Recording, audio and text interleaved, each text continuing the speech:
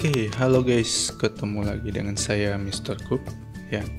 Jadi di video kali ini ya, saya ingin membahas kenapa sih perlu mengganti pulai ya. Kenapa harus diganti? Kenapa dengan pulai yang standar? Ada apa dengan pulai yang standar ya?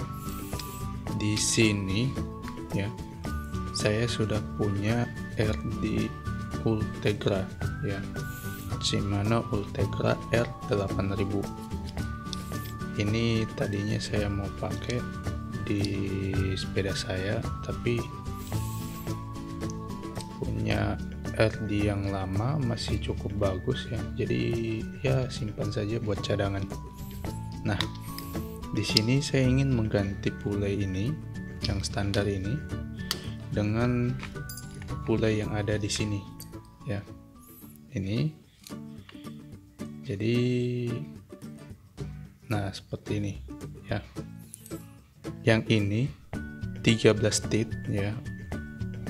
Kemudian yang ini 15 tit. Nah, alasannya kenapa harus mengganti? Mari kita simak di video ini. Oke, jadi di sini saya sudah membuka pulainya ya. Jadi ini pulai standar untuk Ultegra R8000 ya. Mirip dengan pulai-pulai yang lain, tapi bedanya di tengahnya di sini sudah ada kalau menurut saya ini semacam steel ya, bahannya dari steel, jadi sebagai pengganti bearing ya, tapi masih belum cukup launcher ya. Kalau diputar seperti ini masih belum cukup launcher. Sama juga yang satunya ya. Nah, ini juga ada contoh pulai dari Shimano 105 5800 ya. Jadi di tengahnya juga ada ring ya. Ada ring sebagai pengganti dari bearing. Nah, nanti baut akan masuk ke sini ya. Sorry. Ini harusnya ada ring untuk memegang pulainya ya di sini. Nah, jadi pada saat dipasang itu ada ring seperti ini di kiri dan di kanannya, sisi kanan. Nah, fungsinya itu untuk sebagai pengganti bearing. Tapi masih belum cukup launcher seperti pulai yang menggunakan bearing ya. Nah, kenapa harus di-upgrade? Karena yang pertama, pulai standar di sini ya membutuhkan power yang lebih untuk mengayuh ya. Karena putaran dari rantai ya akan masuk ke sini, sehingga akan memutar pulai. Nah, bagaimana kalau putarannya itu tidak terlalu lancar? Otomatis akan menghambat perputaran dari rantai ya. Nah, kalau misalnya ini putarannya smooth seperti ini ya, atau launcher seperti ini, otomatis power yang dikeluarkan tidak sebesar terhadap pulai standar ini ya. Jadi itu salah satu alasan kenapa sebaiknya di-upgrade dari yang pulai standar ke pulai yang menggunakan bearing ya. Nah, selanjutnya kenapa size pulai yang dipilih lebih besar dibanding pulai standar? Nah, di sini pemilihan yang besar itu supaya mengurangi friksi dari rantai ya. Kalau rantainya menggunakan rantai yang ini dengan pulai standar yang berukuran 11T. Jadi ini 11T ya. 11T itu semakin menekuk rantainya, gaya atau friksi yang dihasilkan itu semakin besar ya. Nah, bagaimana kalau misalnya pulai yang besar?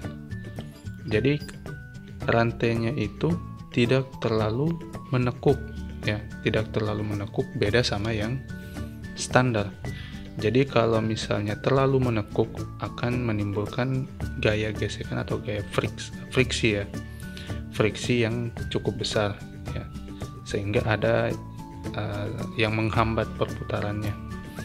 Sementara yang besar itu tidak terlalu melipat rantai ya, tidak terlalu melipat sehingga friksinya menjadi lebih kecil ya. Jadi itu penjelasan singkatnya terkait kenapa harus mengupgrade ke yang besar dan menggunakan bearing ya. Oke, sekarang saya coba pasang dulu di sini.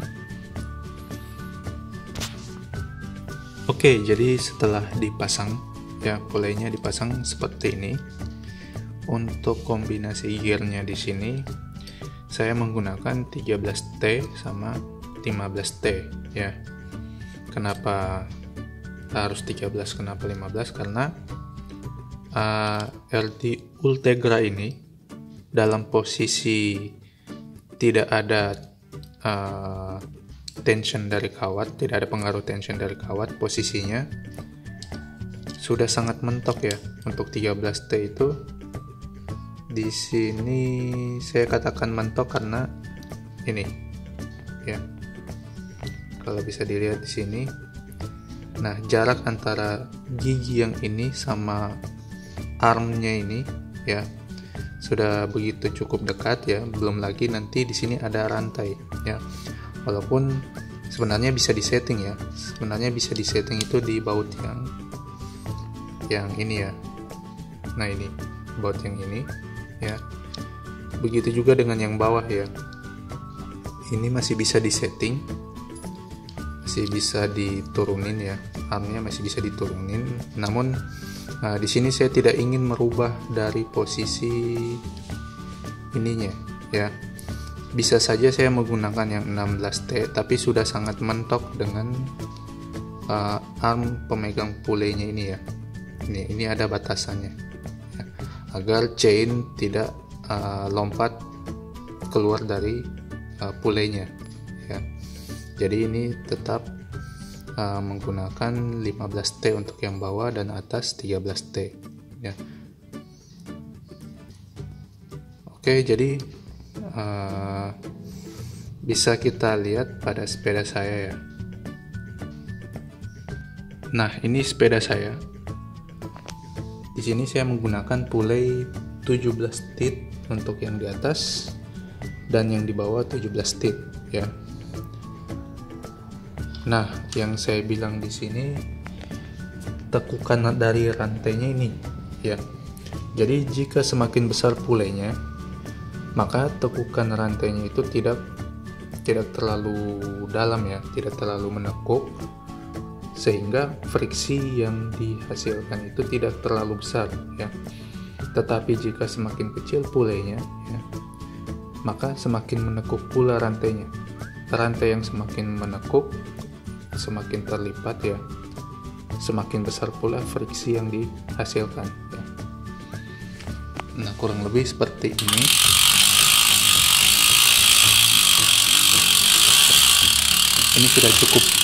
Ini sudah cukup loncer ya, sudah cukup loncer. Di sini menggunakan keramik bearing ya, jadi pulaynya menggunakan keramik bearing, kemudian ditambah lagi menggunakan rantai dari KMC tipe EL ya, kalau saya tidak salah X11 EL, jadi extra light ya. Kalau di zoom ini ada hollow ya, ini ada hollow di sini, tapi tidak ada hollow di sambungan linknya ya. kalau ada hollow di sambungan linknya itu tipe SL ya, atau super light.